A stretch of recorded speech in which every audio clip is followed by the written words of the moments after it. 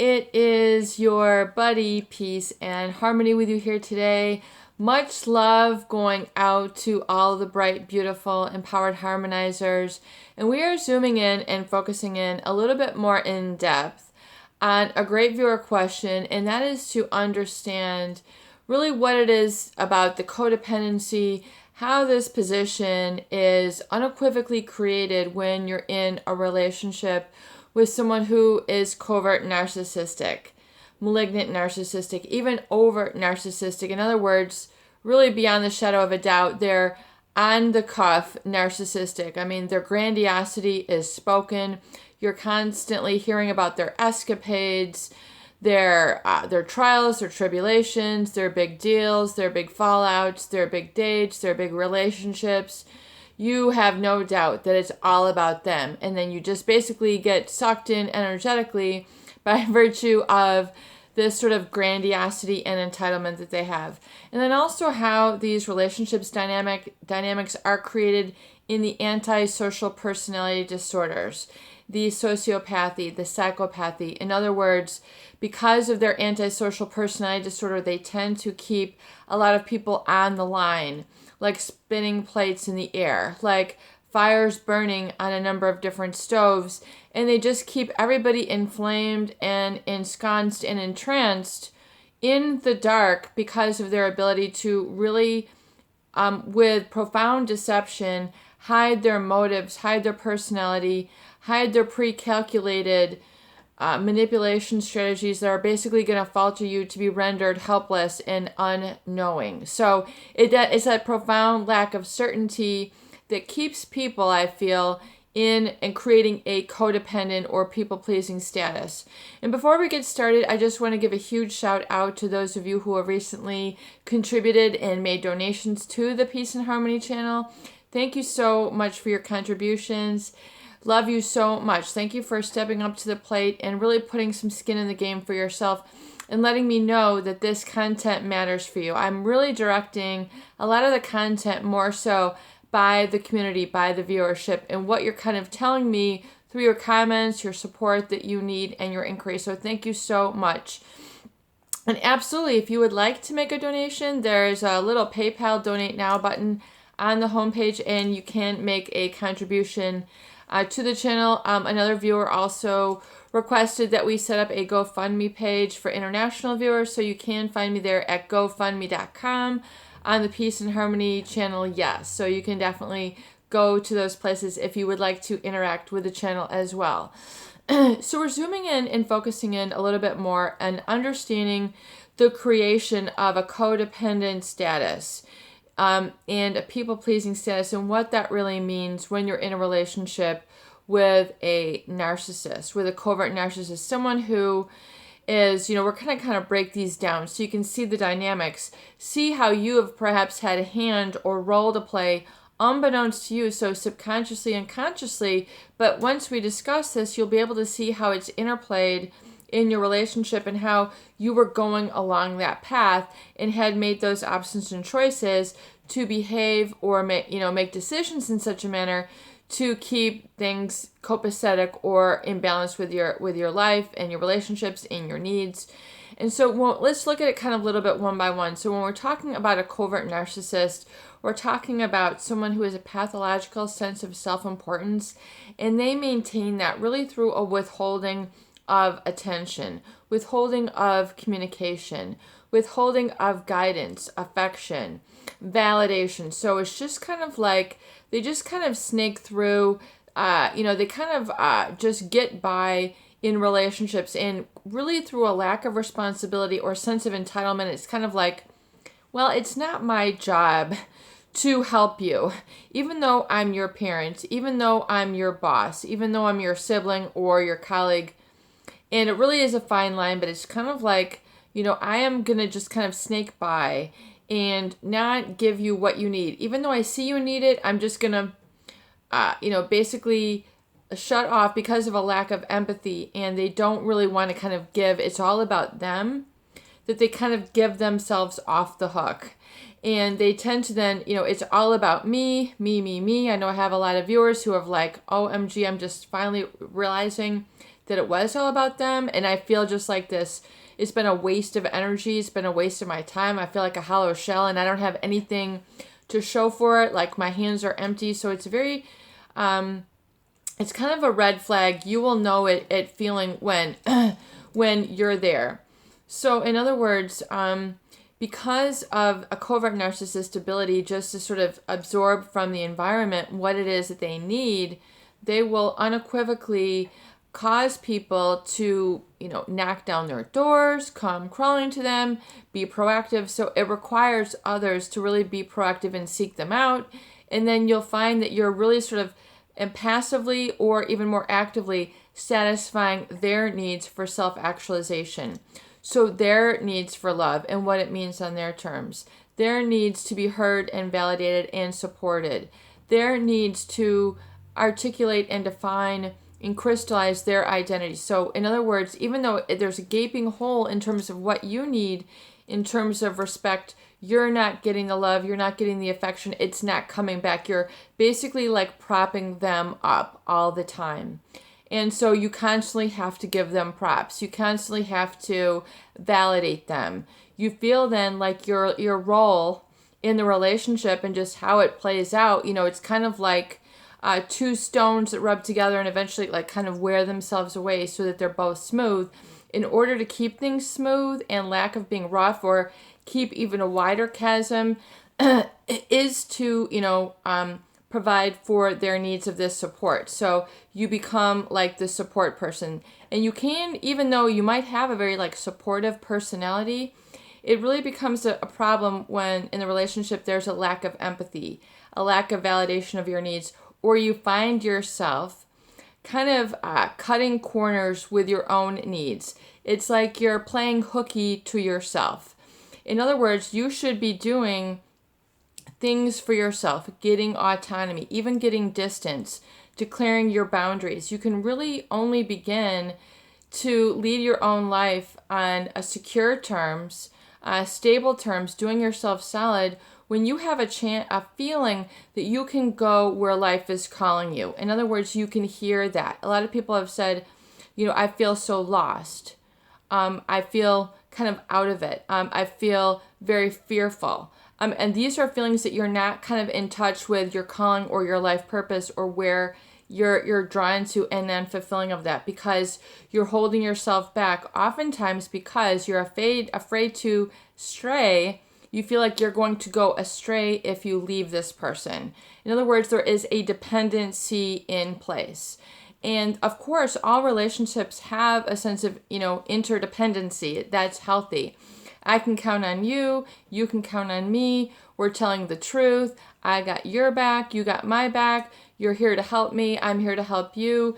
It's a give and take. I mean, it's a coming together, but there's not a sense of enmeshment where one is lost to the other. So we see that enmeshment, meaning, I can't, it's kind of like you're stuck. If they pull the mesh over there, this person has to go and follow and kind of give up their own sense of identity. So you kind of feel like you can't be yourself. And if you felt, so you only can testify to yourself, to thine own self be true. So if you can answer in your heart of hearts right now, do I feel like I've had to sacrifice too much of my life longings, my life calling, my life purpose, my life I ams and I wants because of this relationship? Have I felt limited?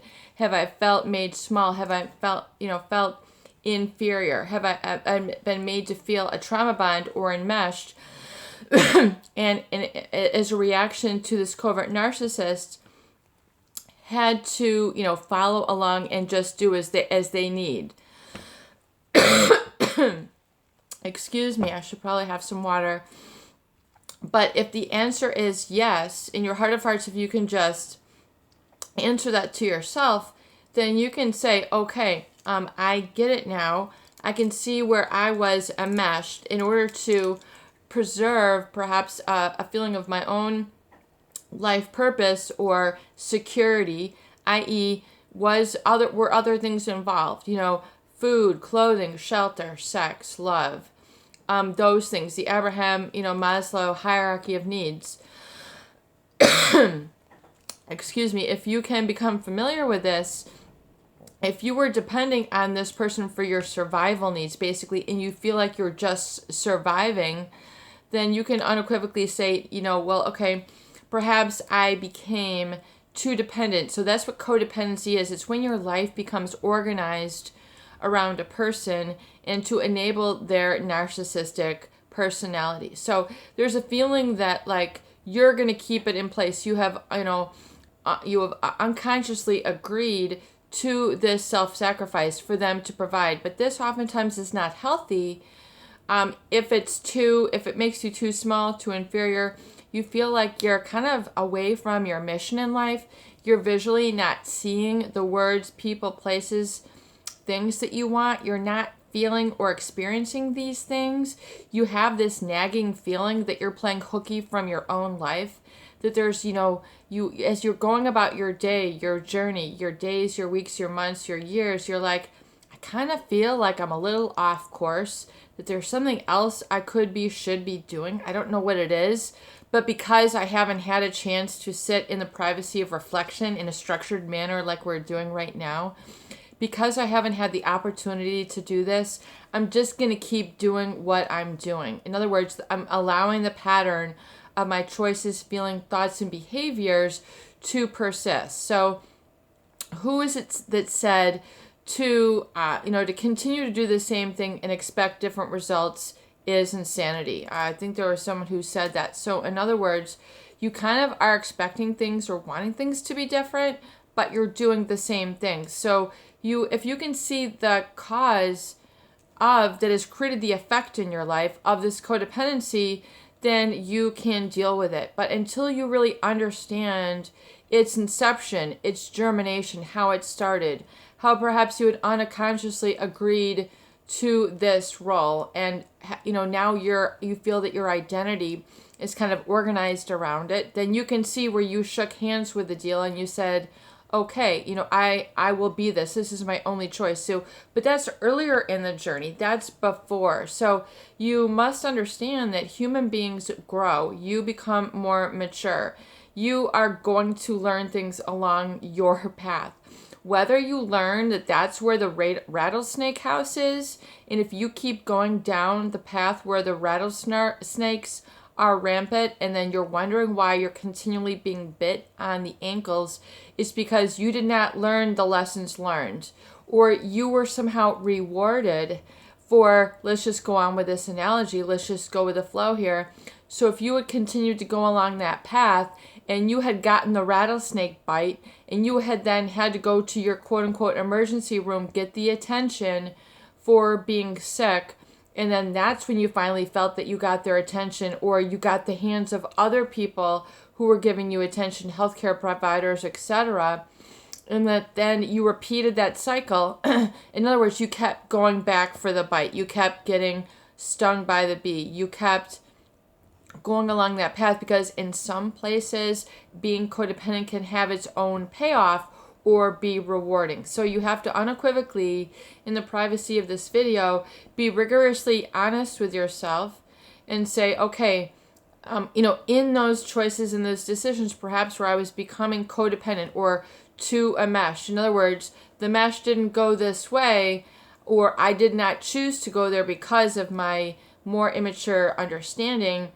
I stayed stuck and I continued to remain somewhat kind of codependent. In other words, I was enabling or participating and had some responsibility in maintaining that. So if you can unequivocally, with rigorous honesty to yourself, see that now, say, okay, amen, peace and harmony. I now see why, where, and who and what was going on there. And I see the cause that has created this effect in my life.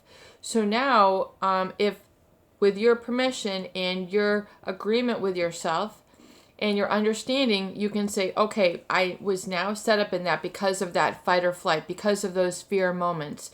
I was in that decision mode. I was on shaky ground. It was my survival. So now that I have grown and I'm further along in my journey, to what degree now that I'm more mature and more conscious and aware and articulate and able to make choices, decisions clear-minded and with, according to my gut, which is driving, helping to drive me. And now that I have more congruence through the body, mind, and spirit, what direction, what choices can I make? Even if it takes me to places, for example, you might have wanted to move, but you couldn't because you felt this person, you had to hold yourself back. You were stopping yourself. My friend, or not my friend, my colleague, and who has been a good mentor through his tapes, Stop Stopping Yourself, Vincent Jenna. It's you see that you're kind of stopping yourself from going there. It's because of all these different things that are at play in the relationship. So it's really kind of keeping you in a codependent status. So like the book Melody Beattie, Codependent No More, it's to see unequivocally, and like P. Walker's book, CPSD, his book on complex post-traumatic stress syndrome, from surviving to thriving, it's to understand that this was a learned behavior and a learned reaction.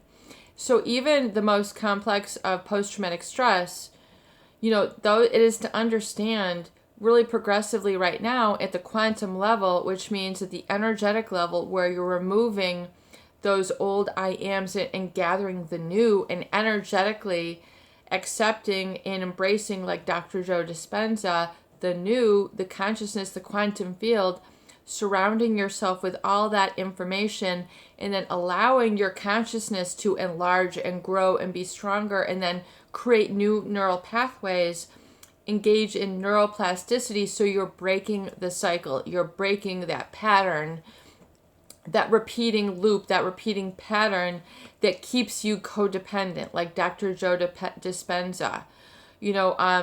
Emotions repeated over time become a temperament. Moods over time repeated become a temperament. And temperaments repeated over time become ingrained as an identity. So it's taken that path, and now your I am is like, I am, a victim. I am codependent. I am stuck. I'm dependent on this person. I'm dependent on this drug. I am dependent on. So you feel that you're surrounding yourself with people and places that are going to unequivocally not satisfy your needs. In other words, trying to get blood from a stone. You are, in a relationship with someone who is an alcoholic who keeps blacking out, and you're wondering why you're not happy. You're in a relationship with an overt narcissist who is unequivocally, unabashedly, it's all about them, and they're just and fine, well, dandy, and happy to keep you as a supply, as a source, and then your needs, well, it's your job, you might as well get, pat yourself on the back because I ain't doing it. It is to say, okay, I understand how that has happened. Then furthermore, as you get into the psychopathic, it's to understand how your I am has been defined by this dysfunction in the relationship, where you're feeling in the dark, paranoid, you're sort of hyper aroused, you're addicted to this person. You can become, in my feeling, in the psychopathic, you are more targeted, and you don't have a chance in HD double hockey sticks that you're going to get your needs met. It is all a show, a sham, and it's very lethal and very serious. It's not only because of the codependency, but oftentimes it's because the degree of understanding and the trauma bond and the psychological harm and psychological twisting and hijacking that occurs, the hyper arousal of the fight or flight, along with the intellectualized emotions, it really creates, I would say, a very lethal brain cocktail, if you will, of really addiction to this person and their communication style, the way that they set up gatherings, etc. So the codependency, can be unlearned. So it's to understand, kind of backtrack for yourself and see the origination, see the germination of it, the embryonic nature. And then say, okay, that is really taking me someplace where I am not comfortable being codependent anymore. I have hit my rock bottom. I've hit my aha moment.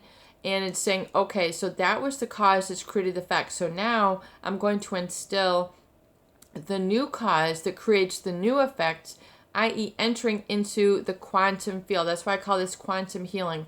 You're really into a place where you essentially float, where the energy around you, you're allowing your previous I am to dissipate. You're allowing it to dissolve. You're allowing it to disintegrate. You're saying no more, adios, sayonara. Elvis, the old I am, has left the building. It don't live here no more. It did not pay its rent. It is out of here. I'm sorry. And you kick it to the curb. And so that's when you go the no contact. You're no longer defined then by this person, because I feel what happens in enmeshed relationships, they don't allow those other people to really grow fully. It's like they're constantly trying to put you back into a box, into a can, into a small container that is too small for you. They, rather than, admitting, acknowledging, and validating for you who you are, because that would be a threat to their lack of self-love, for them to say, OMG, you're so well composed, you're so responsible, you are so organized, you are such a great cook, you're such a great lover, you're such a great leader, you're such a great manager. They can't tell you this to your face. In other words, because it would be to admit either equality or the fact that you have some exemplary behaviors, that it's a threat to them, because deep in their heart they feel that they don't have it, so they have to live the fake life, and you're all about the real, Jenny from the block, whatever, you are the real, and this is how you've chosen to live your life. So oftentimes I find in the enmeshment scenarios that they're constantly, trying to put you back into an old pair of shoes that ain't fitting no more. In other words, you're like, I'm wearing the new boots. I'm wearing the new shine shoes. I've got the new stilettos on. This is the new me. And they're like, what? Who do you think you are? And they'll usually then make some false accusation when you're at your finest moments, or physically intimidate you. They'll physically criticize to keep you down, to put you back down. They will come at you with belittling statements. And they'll try to turn it then so it's all about them. So even negative feedback, I feel, maintains that codependent. So then you become, for those people who don't have the courage, the audacity to say no more, and to engage in the new I am, and to create new patterns, which does take emotional strength. Especially, it is very difficult to confront if you have unequivocally loved this person in the way that you did for too long, to the point where maybe now you're engaging in self-harm or self-sabotage or self-belittling or suffering. So those are good indicators that you're, in an unhappy, dysfunctional relationship. If you can't speak it up and you're not hearing those words, I love you, you're a great manager, you're a great mother, you're a great father, you're a great partner, you are amazing, and you're not hearing that, you are magnificent, and you're not being validated, you're not able to live on that quantum energetic level, and you're not, busting out the shell of inferiority. So in other words, I really feel, and we're going a little long here today, I'll try to see if we can wrap it up at 30 minutes, but I really feel that they're kind of putting you into a box. They're trying to be controlling and keeping you an identity which not only does not serve you, but is not you. And they tend to then project their insecurities onto you, and then through the brainwashing and gaslighting, hitherto have you believe you can't do for yourself, you can't, decide for yourself. They're always trying to put a wrench in, your life. In other words, trying to control or fix things that ain't broken. So in other words, you have the ability, the character, to do specific things, but they're going to try to make you feel that you're broken in some way, and try to keep, like, it feels to me like a shell, like almost like a candy shell around you, or just a shell energetically, where they're not relating to the real you, they're relating to the person that they want you to be, or are trying to control you to be, which is the second fiddle, the backseat, the one who's too scared, the one who's too weak, the one who doesn't get the grades, the one who doesn't get the job. They're trying to reflect back to you like a mirror that is too small. And so, and just real quick, like that Justin Timberlake song. Love Justin, right? OMG, all around. Guys love him too. It's okay, you can admit it. He's amazing. But like his song Mirror, I couldn't get any bigger. You're my mirror. In other words, he's with the quantum field. In other words, his mirror, his relationship, maybe it's Jessica Biel but she is able and confident enough to respect and reflect back to Justin his greatest self.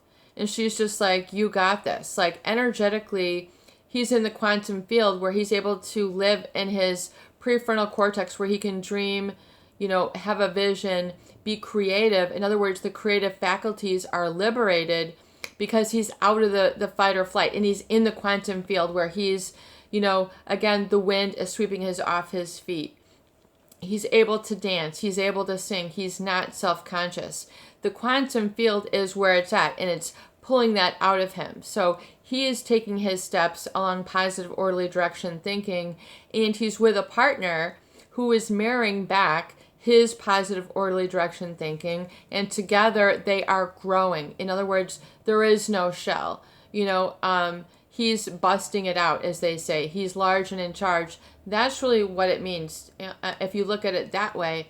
And so that is the direction, that is the energy that is yours for the taking, just as easy as it is the air that you breathe and the light that you are taking in. You have that choice. And so if you are with other people who are not allowing that expansion within you to take place, then you need to say, wow, this is serious. This person is like a needle in my balloon. They are not allowing me the larger growing energy to permeate my body, my mind, my consciousness. This is on all energetic levels. So the physical, the emotional, psychological, spiritual, the intuition, and then the higher consciousness, as the viewer so aptly stated, your connection to source energy. So it is an energetic connection where you feel you're then hearing your calling. You don't feel lost. You have direction. You have a sense of being human again. You have a sense of being a person. You have a feeling of, wow, everything is kind of like okay. You are liberated from that lie or from that being made small. And so that is a good way for you to emerge out of codependence, is to see the cause that has created the effect in your life and how you had learned, picked up, had moods, temperaments, and identity, like Dr. Joe Dispenza, to become that, which is okay. We're not going to worry about it. So now we have found ourselves on the place in the map, in the journey, where you're like in a little bit of a valley or a cliffhanger, or if you kind of think about a map, like a treasure map, like that movie, National Treasure, like you're on, one of those old penned up, treasure maps, and you're following along and you're going here and you're going there and you're here, and then the clues tell you there. So you're kind of like on that journey. You're trying to find that national treasure, and that's really your life calling, your purpose, that where abundance begins to come to you. You're like, amen, I'm happy, and people are not threatened by my happiness. They're not trying to take me down by the kneecaps. They're not trying to backstab and cause me ruminations, and they're no longer in my space. They're no longer, the town is, the world is big enough for the both of us. In other words, I'm uniting with my mission. And you can then feel that your moods, temperaments, and identity are now formed around something, the nucleus of something more positive and more expansive, and you're aware of what those are. So it's the growing of awareness. So it's to then instill that new cause, which is to say, I am magnificent, I am liberated, I am free, I am tenacity, I am perseverance, and now that I am liberated, I am much interested in. Now that I am free, I am free to follow up on my talent to become. Now that I am free, my heart's desire is to really go. And even if the narcissist would be threatened, even if my relationship would be dissolved with the psychopath, I am unabashedly, unafraid going to pursue. In other words, it's to remove the shackles. It's to identify the shackles and then dissolve them, liberate them from your core. So your energetic source, and have that self-esteem, that self-validation, your I am, to say, now that I am free, I am going to exercise. Now that I am free, I am going to smile. Now that I'm free, I am going to dance. Now that I'm free, I am going to become. And now that I'm free, I am going to educate myself to better myself here. And now that I'm free, my journey is really going to manifest and bring me, and then you can list 10 things, 10 possessions, 10 things that you want in your life. Just like Justin Timberlake mirror, I couldn't get any bigger. So if you can see the bigger part of yourself, the big you, what does the big you want to be, do, have, and become? And to know that if you put your mind to it, you will achieve. You will. I mean, the Bible says this. I mean, look at all the success stories. Begin to, as I talk about, find and focus on the people who you respect, who are mentors. It can be Justin Timberlake. It can be looking at the couple of Kate and William in the UK. I mean, if that's not your ideal or for what you want for yourself, someone who's a gentleman or a lady, begin to fill your mind, your environment with words, even if the word says mission, accomplishment, goals, objectives. Words, single words will be very priming to the subconscious. Images, so of, people jumping, or perhaps image of a car, a house, a boat, a garden that you want. Begin to surround yourself with the images that reflect that new nucleus within you.